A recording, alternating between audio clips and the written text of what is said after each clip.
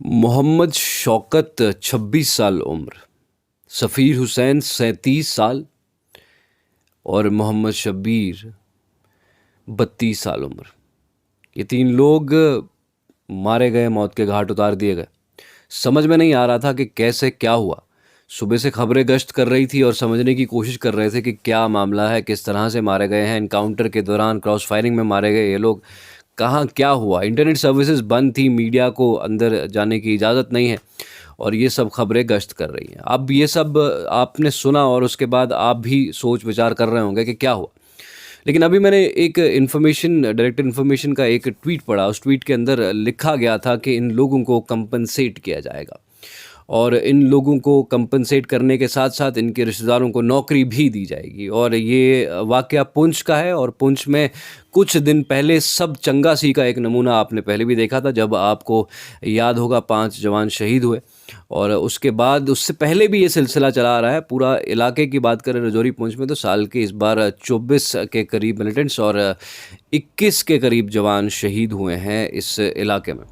अब इस सब के चलते ये आज की खबर जो है आप तक नहीं पहुंच पा रही है। देश इसमें जो है आंख मूंद लेता है, मीडिया कान बंद कर लेता है और आप तक ये खबर नहीं पहुंचाता। लेकिन जिस तरह से मैंने इस खबर के बारे में जब ये पढ़ा कि इनको कंपनसेट किया जाएगा, तो मुझे एक बात समझ में आ गई कि ये लोग इनोसेंट सिविलियंस थे जिनको मौत के घाट उतार दिया गया। किसने उतारा, किस सर्कमस्टांसेस में उतारा, ये अब एजेंसीज बेहतर जाने। लेकिन एक चीज़ बहुत ज़रूरी है कि ये दूसरा वाक़या इस इलाके का है, राजौरी पुंछ के इलाके का है, जहाँ पर इस तरह की किलिंग सामने आई है। आपको याद होगा यहीं के 3 बच्चे जो अमशीपुरा एनकाउंटर में भूपेंद्र सिंह ने, जिनको अपनी गाड़ी में, जीप में बिठाकर एक कोने में ले जाकर उनको मारने के बाद उनके पास हथियार रख दिए थे।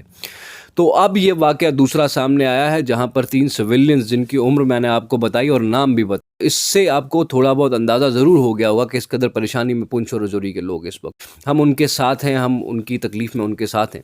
लेकिन जो ये वाक़या पेश आया है, जिस तरह से मैंने ये रिपोर्ट एक द वायर के अंदर पढ़ी, जहाँ पर महमूद अहमद जो हैं एक सरपंच इस ही टोपा मस्तांद्रा गाँव के हैं पुंछ के, उनका कहना है कि ये लोग, इनको बुलाया गया था, कुछ लोगों को घर से उठाया गया और कुछ लोगों को कॉल करके, फ़ोन कॉल पे जो है एक आर्मी के कैंप में बुलाया गया और वहाँ पर कुछ लोगों की माने तो उनको इस कदर, इस बेरहमी से पीटा गया, जिनमें से 3 लोग जो हैं उस मार के चलते उसको सह नहीं पाए और वो दम तोड़ गए। हॉस्पिटल पहुँचाने से पहले उन्होंने दम तोड़ दिया। उसके अलावा उनका ये भी कहना था कि जिसमें से शौकत के बारे में पर्टिकुलरली बात करते हुए उन्होंने कहा, क्योंकि महमूद अहमद के जो सरपंच है टोपा मस्तांद्रा के, उनके भतीजे हैं शौकत अहमद, और शौकत अहमद के साथ जो कुछ भी हुआ तो उन्होंने अपनी आंखों देखी, वायर के एक लेख में छपी हुई बताई है। बहरहाल इसके साथ में इसमें क्या कुछ हकीकत, एक चीज़ तो साबित शुदा है कि जो कुछ हुआ है उसकी ज़िम्मेदारी सरकार और सिस्टम ने ले ली है। सिस्टम, सरकार